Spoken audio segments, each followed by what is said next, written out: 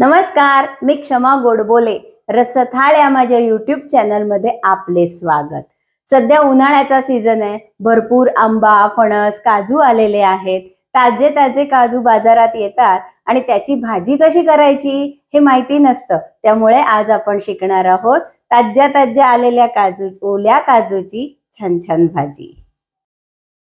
उन्हाळ्याच्या दिवसात येतो काजू ताजा, त्याची करा भाजी आणि मस्त खाऊन घ्या मजा. काजूची उसळ करायला लागणारं साहित्य बघूया. 1 वाटी कोथिंबीर घेतली, ह्याचं प्रमाण तुम्ही कमी जास्त करू शकता.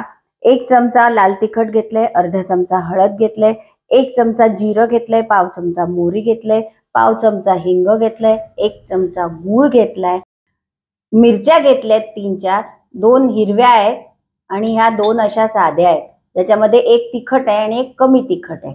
आल्याचा तुकडा घेतलाय, 1 चमचा तेल घेतलंय, ओलं खोबरं घेतलंय 1 बाउल भरून आणि पाव किलो ओले काजू घेतले.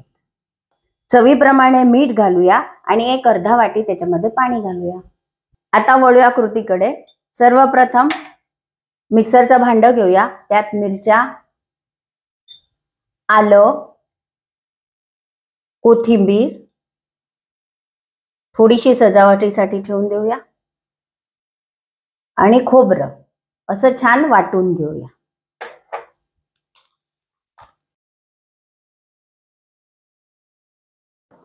काजूची उसळ करताना ओल्या खोबऱ्याचा, कोथिंबीरीचा आणि जिऱ्याचा वापर प्रामुख्याने करावा, ज्यामुळे उसळ भयंकर रुचकर लागते. आता वळूया पुढील कृतीकडे.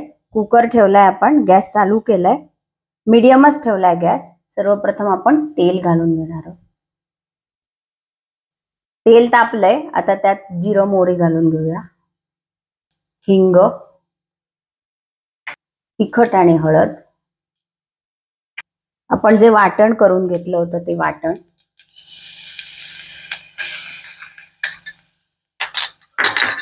त्याला थोडंसं परतून घ्यायचं.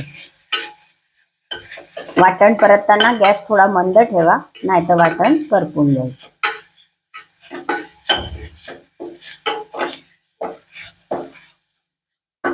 आता गूळ घालूया. काजूची उसळ करताना त्याच्यात नेहमी गूळ घालावा, यामुळे काजूच्या उसळीला खमंगपणा येतो. आणि जे काजू आपण सोलून ठेवले ते काजू घालू.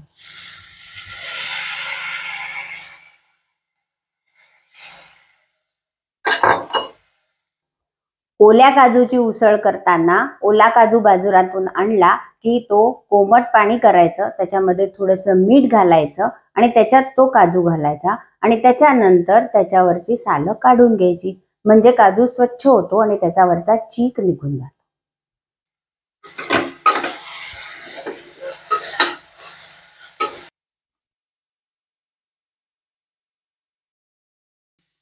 आपण जे वाटण वाटून घेतलं होतं ते मिक्सरमध्ये, त्याच्यामध्ये आपण थोडंसं पाणी घातलंय आणि ते पाणी याच्यात घालून घेतलंय आणि थोडंसं पाणी वरनं घातलंय, थोडासा रस हवा म्हणून, आणि चवीप्रमाणे मीठ. सगळं छान ढवळून घ्यायचं.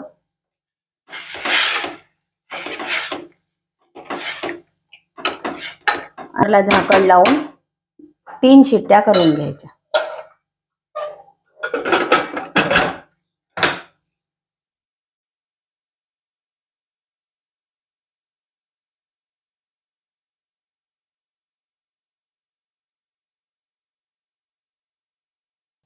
आपली ओल्या काजूची उसळ खाण्यासाठी तयार आहे.